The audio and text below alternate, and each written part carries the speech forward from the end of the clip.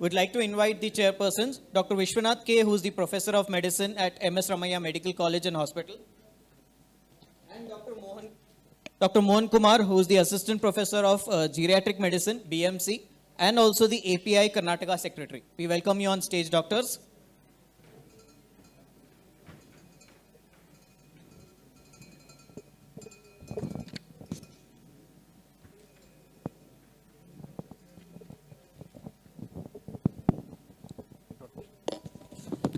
Good afternoon. I thank Dr. L. Srinivas Murthy for giving me the opportunity to chair this session.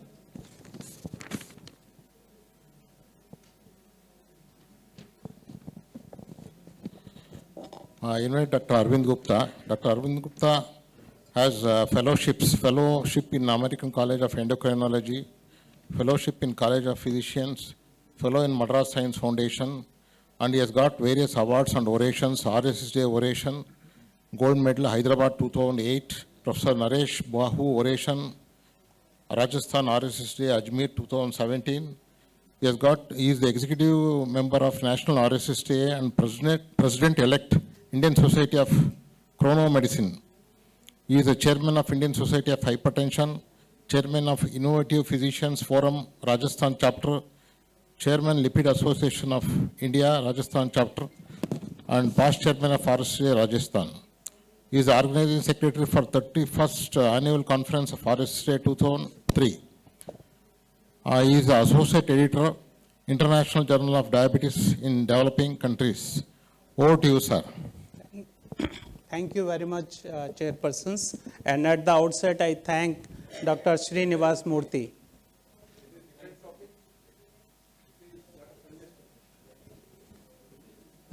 Thank you, Dr. Srinivas, for inviting me for this beautiful ILAT conference. And dear friends, at the outset, I tell you, the next 15 minutes or so, if you take some of the cues, like you have taken cues from Dr. N.K. Singh, from this also, if you can take the cue, it will be helpful for you, your family, as well as for your patients for day-to-day life. So what I'll be speaking about the circadian rhythm and how this circadian rhythm causes or affects your cardiometabolic health. That is the most important part in your day-to-day life. Nature has given the circadian rhythm. Nature has created the day and night, the sunlight. So, but we are not taking this nature and we are going against the nature, and that's why we are getting most of the cardiometabolic disorders and diseases into day-to-day life. These are my disclosures. So, dear friends, we have to understand what is the circadian rhythm. It is actually, the clock operates around 24.2 hours. That is very, very important. But exposure to bright light at the wrong time can shift your body clock by 1 to 3 hours, because we are actually changing. We are actually not going with the nature, and that's why we are actually shifting our circadian clock for 1 to 3 hours. And actually, nature has created beautiful two clocks, the morning as well as the evening. And that depends on your sunlight, the sun and moon. So there is a two clocks working in our body. One is central clock, which is actually operated at the hypothalamus level, at the suprachiasmatic nucleus, and the peripheral clock, which is the melatonin, another pigment which actually governs the peripheral clock. So there are two clocks operating in our body into day-to-day life. So just you have to understand this particular aspects.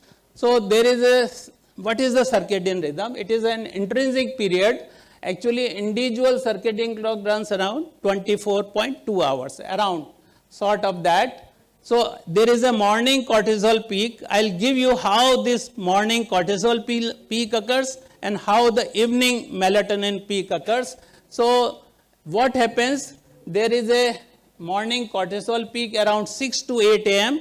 So this is a beautiful period. Please use this morning period in your life, into day. Wake up early in the morning, because the first sunlight comes to your thing, your hypothalamus and suprachiasmatic nucleus becomes active. It secretes the cortisol, and that's why there is a glucose homeostasis and glucose insulin secretion occurs, and you are become wakeful. You are become energetic in the morning.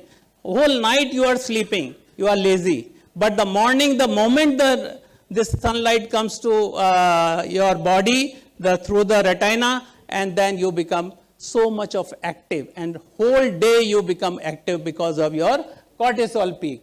And then your core body's temperature is minimum around 4 to 6 a.m.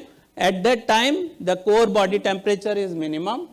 There is an entrainment to the external cues. Actually, you can reset, or most of the time we reset this entrainment. The nighttime melatonin around 9 to 10, and afternoon temperature is the peak. At this time, this is 2 to 4 p.m., you have the maximum body temperature. So, the nature has created three types of things. Light as a G-burger. That is very, very important. Light exposure is the primary synchronizer of circadian rhythms affecting your sleep-wake cycle. That is the first thing. Light. We have to actually use the light, not for vitamin D, for our day-to-day activities, for energy also, we need the light. Then the melatonin for your evening peak, and what happens? Gradually your body activity is sluggish down. In the deep sleep, you go into the deep sleep, and that is also required to preserve your energy for the next day. So that is again very important. And then the cortisol rhythm is needed for your day-to-day activity, for your energy into the day. So what happens? In the morning when you wake up, there is a retinal photoreception, and what happens? There are actually intrinsically photosensitive retinal ganglion cells contain melanopsin, and this actually detects the blue light basically. Then from the retina it goes to the retina of the hypothalamic tract, and it conveys, this light actually goes to the hypothalamus, conveys, yes, we are there, and it goes to the suprachiasmatic nucleus. And what is the suprachiasmatic? It is a master clock. It actually controls all our body organs, the simple suprachiasmatic nucleus. And then what is that? That actually contains around 20,000 neurons.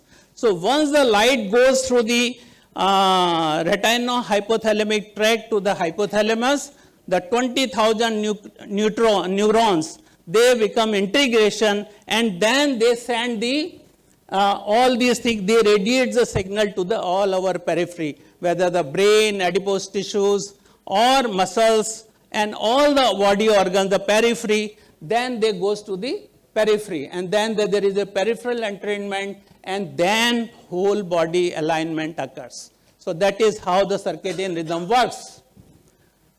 This is very important, that what I told you about the central clock and the peripheral clock. If you see here, light input via the retina, there is a synchronization occurs, and then it actually beautifully controls all the organs. Liver, you work. The brain, you work. The other organs, muscle, you work. So how this? This is through the synchronization by the suprachiasmatic nucleus.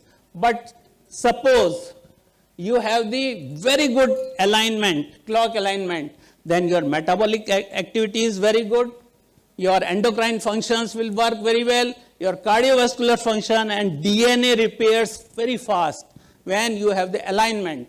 But when you don't have alignment and there is a misalignment, you get the diabetes, you get the obesity, you get the heart diseases and even cancers. This is all established fact, all published studies I am telling you. So there is a misalignment, then there is a problem.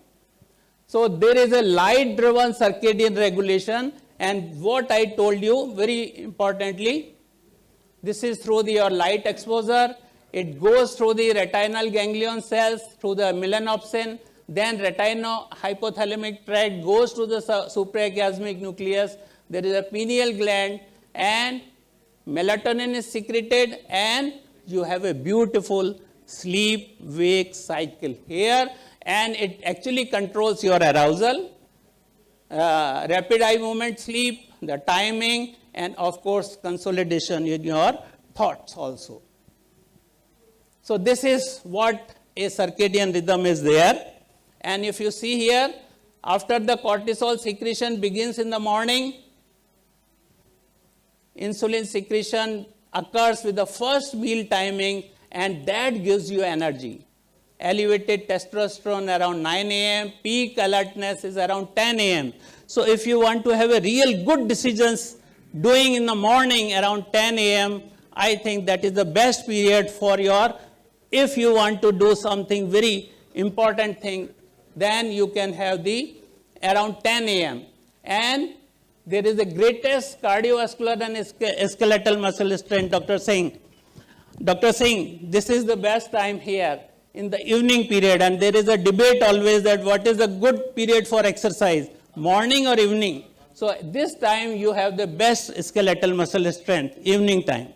And then there is a peak in the lipid levels, peak in the body temperature here, melatonin secretion begins in the night, and you have the deepest sleep here, that is the non-rapid eye movement. That is the very important sleep you need in your day-to-day life. So if you have a sleep deficiency, dear friends, you have all host of diseases, all disorders connected with the sleep deficiency. You should have a very good sleep. Into day-to-day life is the most important part in your life. So sleep-wake hormone cycle should be very well controlled. That you have to actually have the alignment with the cortisol as well as the melatonin cycle. So light, hypothalamus and hormonal rhythms, this sleep clock cascade, you have to go with that. And if you don't have that good thing, you have several disorders like delayed sleep phase, advanced sleep phase, and all sorts of disorders you will be having, and you will need so many behavioral therapy later on. And this is what the whole crux of my lecture here, that there is if you have a clock, this misalignment of the clock disruption, what will happen? This actually affects your blood pressure, heart rate, body temperature, insulin sensitivity, alertness, carbohydrate metabolism, and cytokines even increased. So you will get all diseases if you have a circadian misalignment like weight gain, pre-diabetes, diabetes, inflammation, hypertension, myocardial infarction, heart failure, and coronary artery disease. So this is how, if you have a misalignment or circadian dysrhythmia, then you will get all sorts of problems. Now this is very important, how the metabolic syndrome. We all know that metabolic syndrome comprises of several aspects, and the abdominal obesity, what it says that if you have a misalignment or circadian dysfunction, it raises visceral fat to around 50 to 100%. Just circadian dysrhythmia. Elevated blood pressure around 10 to 15 millimeters of mercury, just a circadian dysrhythmia. Reduced HDL cholesterol. There is the elevated fasting glucose around to the tune of around 10 to 20 milligram %. Elevated triglycerides, and there are certain unified mechanisms for that, and there are two types of people in the world. There is one known as morning types, larks. And what are the larks? These are the larks. They have a short intrinsic period. They prefer bedtime around 8 to 9:30 p.m. and they wake up around 5 to 6:30 p.m. So larks are very, very good people. They are the positive people in the life. So larks. And what happens in the evening types? They are owls. And what are the owls? So these are having the longer intrinsic period. They prefer bedtime around 11 p.m. and our youngsters are actually doing very bad these days. They become owls these days. and they wake up around 8 to 9:30 a.m. They don't see the sunlight in the morning. The first sunlight they don't see. They don't see the morning things. They're very, very bad. So there are certain disadvantages because they have the most misalignment, circadian disalignments, and they get most of the diseases. So dear friends, even sleep duration is very, very important. You should have around 6 to 8 hours sleep in a day-to-day hours. This is very important. This is a U-shaped curve. You should not have a small sleep. We should not have a longer sleep. Both are bad. So around 6 to 8 hours is the best period for your sleep. Next is the sleep quality. Again, it is not this sleep duration, but it is a sleep quality. It should not be fragmented sleep. It should be a consolidated sleep which gives you the most energy. So fragmented sleep is very, very bad because it can lead to intermittent hypoxia, leading to OSA. Then there is the elevated adrenaline, elevated inflammatory cytokines like TNF-alpha, interleukin-6, CRPs, and all sorts of inflammatory cytokines increases. Then there is a circadian health and cardiovascular risk. This is recently published in the proceedings of National Academic Science of USA, and what it says that you get the hypertension development. Atherosclerosis escalation occurs through the inflammatory cytokines. You have more of the arrhythmia risk. You have a more of a thrombosis risk. You have a sleep loss mechanisms. And because of all these things, you have the bad cardiovascular health. And then the alignment, I told you, there is a modern alignment, misalignment during shift work and during the jet lag. We have already studied these aspects in the life, and they get whole sorts of diseases. So sleep disorders are very, very important, and that they lead to cardiometabolic disorders like this OSA, insomnia, this hypertension, narcolepsy. Most of the time what you see, most of the people are sleeping in the daytime. This is what happens in the most of the time because they don't have the good sleep in the night. There is a narcolepsy sort of thing in the day-to-day, not the OSA. And dear friends, this is very, very important aspects. And then the circadian health, how to measure.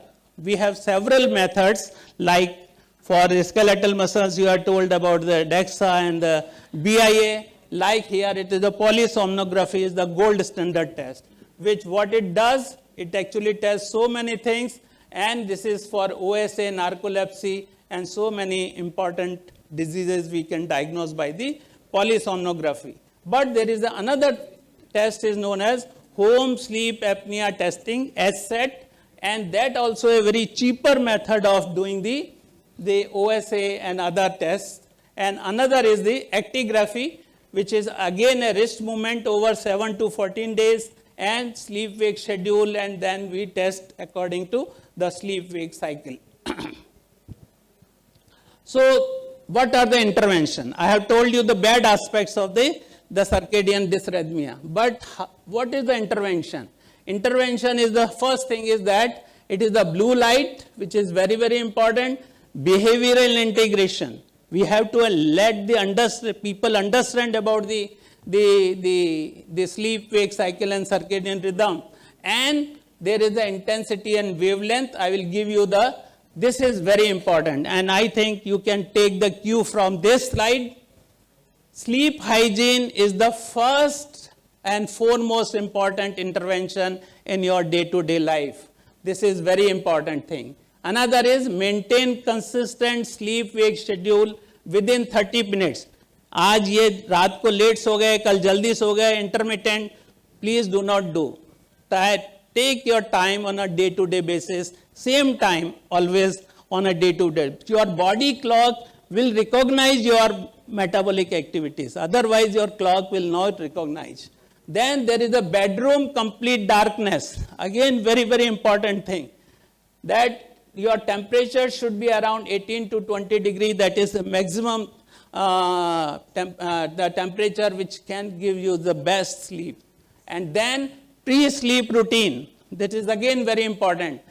Around 30 to 60 minutes before sleep, you should have a relaxation, reading, or what I do in my day-to-day life, I read some of the difficult journals which I don't read during the day period, and that gives me a good sleep. So that is a good thing, journaling. No book, no mobile, no. And then they avoid the caffeine. This is again very, very important. Please avoid the caffeine at least 2 to 3 hours or 4 hours before the sleep. That is again very, very important. And then these days, the people have tried, scientists have tried so many supplements like melatonin. We are also giving some of the patients melatonin. This is a natural pigment, 3 to 5 to 10 milligram tablets are available. And this gives you the good circadian alignment, this melatonin. Magnesium these days have been tried in most of the diseases, still tried in the sleep disorders.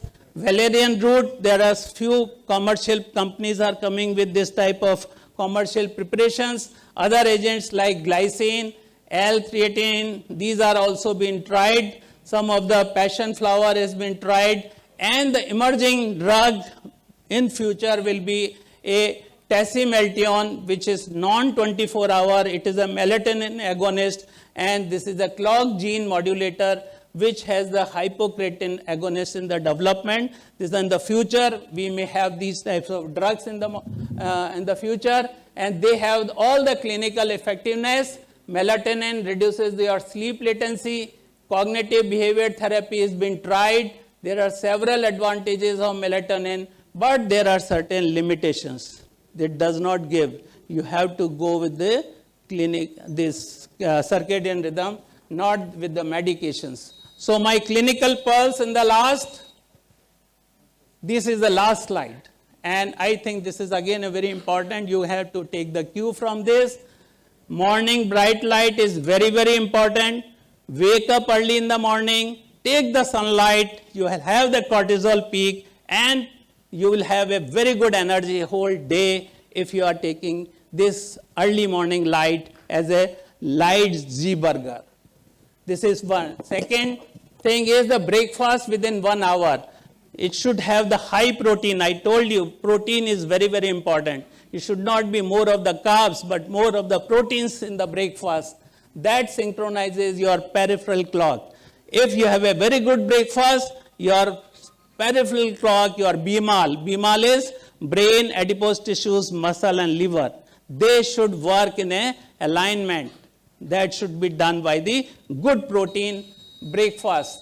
Then you schedule your cognitive work in the morning peak. I told you 8 to 12 hours, 8 to 12 in the morning is the best period for your, if you want to take any important decisions, want to do some constructive work, you can do in the morning peak. And then midday lunch and brief outdoor walk is again very, very important. If you can do, that will be a very, very important thing for your circadian rhythm. Thank you very much for the patience listening. Thank you, sir. It was a very insightful lecture. I think comprehensively you covered the most important part, circadian rhythm. Yeah. So, Dr. NKC. Yeah, wonderful, sir. But lots of questions will be coming up. One thing is that you told about that evening walk is better than the morning walk. Yes. Yeah, so because I understand that there is some relation with the circadian rhythm, and also all our gut microbiota, they are also regulated by Exactly. So that is the reason that after 6 p.m. you should not take at all any meal. And if you just tell, there is a scientific evidence for that, if you do not take any meal after 6 p.m., you have a good quality of sleep. As far as sleep is concerned, whatever you told is very difficult to follow. Very difficult, sir. Not even the melatonin, no standard dose has been formulated, like some take 1 mg, some 3 mg. In the market, there is 5 mg, there is in market 10 mg. 10 mg. Once I took 10 mg, it was a horrible experience. Yes. So Dr. Sasank Joshi one day told me that you should try nutmeg, that is jaifal fruit. Yes, And I yes. took and I have got 2 days of headache. So lots of things are there.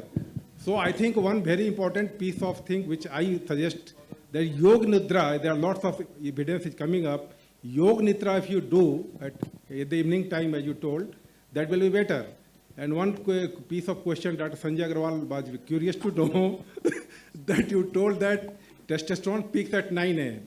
So what is the utility of peaking of testosterone at 9 a.m.? This is what the studies have been shown, and the studies have shown, and nothing, I think we have to work on that. And Dr. Sanjay, this is a very, very important aspect, and we need to do these type of studies. The standard studies are still not there. This is all emerging science. Dr. Professor Narsingh Verma is not there. He's the expert for the circadian rhythm.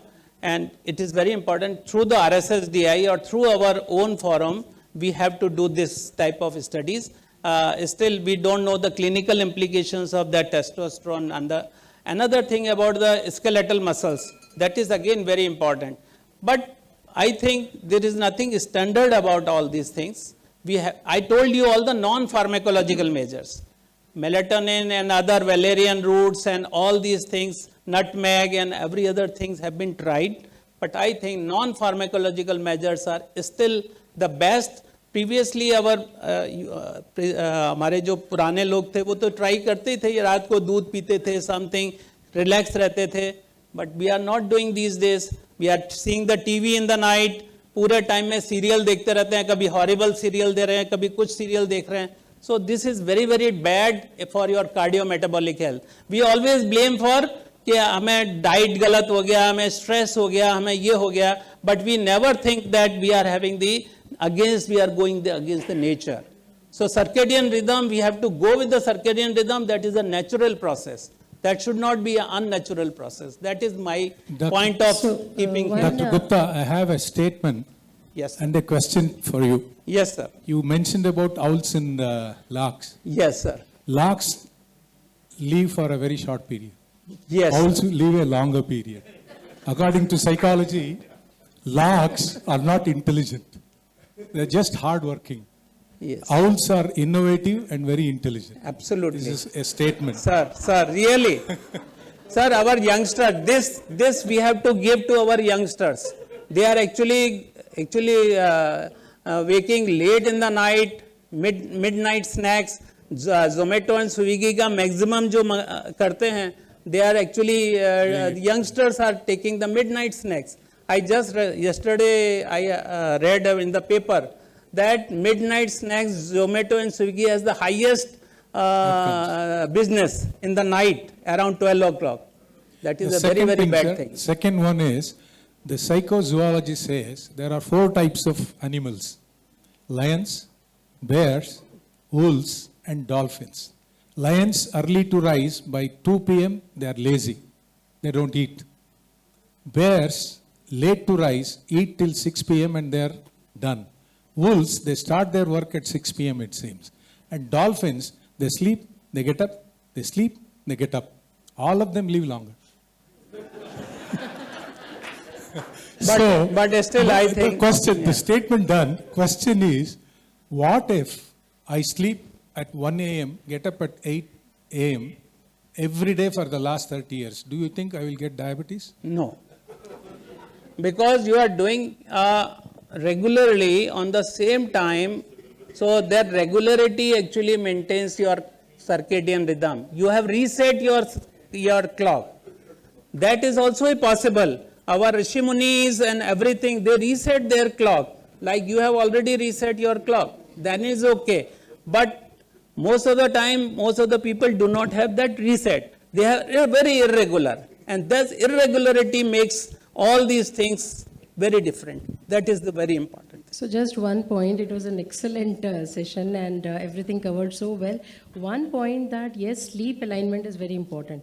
But the soundness of the sleep is also very important. If Yes. you see from the neurology point of view, then after 3 hours of sound sleep, our system, there's a glymphatic system which starts working, the CSF goes around and it removes all the neurotoxins.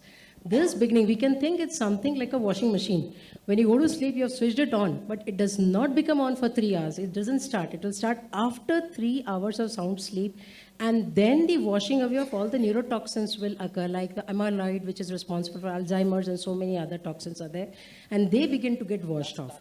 And then when you get up in the morning, you are fresh for the next day, and then your cortisol and all can go up.